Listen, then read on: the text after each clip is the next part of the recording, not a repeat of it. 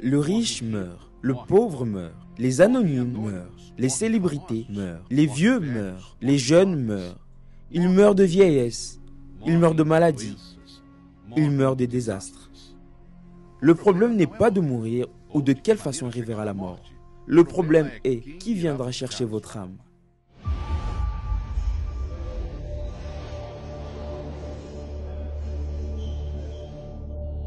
Qui n'a jamais entendu quelqu'un dire « Nous n'emportons rien de cette vie ». Pourtant, ce n'est pas tout à fait ainsi. De fait, matériellement parlant, nous n'emportons rien. Les biens, la célébrité, le succès, l'argent, tout reste derrière. Car dans l'éternité, cela n'a aucune valeur. Pourtant, il existe 3 choses que la personne qui meurt sans le salut emportera avec elle en enfer. Prêtez attention à l'histoire du riche et Lazare. Dans les séjours de mort, il leva les yeux et tandis qu'il était en proie au tourment, il vit de loin Abraham et Lazare dans son sein. Première chose, la conscience. Le riche en enfer était conscient, à tel point qu'il a reconnu Lazare et Abraham. En d'autres termes, les personnes qui sont mortes et sont en enfer sont conscientes. Le corps meurt, mais l'esprit continue. Il s'écria, « Père Abraham, aie pitié de moi, et envoie Lazare pour qu'il trempe le bout de son doigt dans l'eau et me rafraîchisse la langue, car je souffre cruellement dans cette flamme. »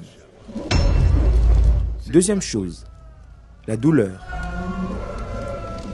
Nous observons dans ce passage que les sens seront également vivants. Jésus cite qu'il avait soif. Il parle de rafraîchir la langue, lever les yeux et parle de tourment. Beaucoup désirent la mort en croyant qu'elle apportera la fin de leur douleur. Mais ce que nous voyons ici est qu'en enfer, la douleur est encore pire, car elle est éternelle. Si quelqu'un en vie souffre de douleur, il existe des médicaments qui, au moins pour un moment, lui apporteront un soulagement. Mais imaginez en enfer, la douleur sera ininterrompue. Il n'y aura pas de remède, pause ou repos. Ce sera tourment après tourment. Le riche dit, « Je te prie donc, Père Abraham, d'envoyer Lazare dans la maison de mon père, car j'ai 5 frères. C'est pour qu'il leur atteste ces choses, afin qu'ils ne viennent pas aussi dans ces lieux de tourment. » Troisième chose, le souvenir. Voyez que le riche s'est souvenu de la famille, désespéré par l'hypothèse qu'ils aillent dans le même lieu de tourment. Peut-être pire que la douleur des flammes de l'enfer sera le tourment des souvenirs. Les personnes vont se souvenir de combien de fois quelqu'un leur a parlé de Jésus et elles ont ignoré. De combien de fois elles ont entendu parler de l'enfer et se sont moquées des paroles dites par le pasteur, qu'elles ont méprisées. Certainement, en ce moment, il y a des personnes qui disent « Pourquoi ne l'ai-je pas écouté ?» Bien que c'était vrai ce que ces croyants disaient sur ce lieu. Bon sang, à combien de veillées et réunions ai-je participé? Combien de fois mon pasteur a-t-il parlé de cela et je n'ai pas écouté? Ma famille a besoin de savoir que tout sur cet horrible endroit est vrai. Beaucoup critiquent le fait de parler énormément de l'enfer. Mais ce que beaucoup oublient est que dans la Bible, curieusement, c'est lui qui a plus parlé au sujet de ce lieu et le Seigneur Jésus lui-même. Lieu de feu et de grincement de dents, où le ver ne meurt pas, où le feu ne s'éteint jamais.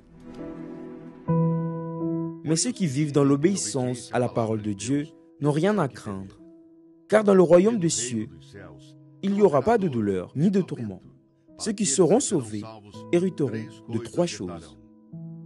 Un nouveau nom, un corps glorifié, et ils n'auront pas de souvenir des choses passées, car tout deviendra nouveau. Est-ce qu'il vaut la peine d'échanger le royaume des cieux pour un plaisir qui durera quelques instants et qui condamnera votre âme pour toujours, à jamais, à la souffrance éternelle? À quoi bon se préoccuper seulement à amasser des trésors sur cette terre, si vous ne pourrez emporter aucune de ces choses? Où irez-vous passer l'éternité?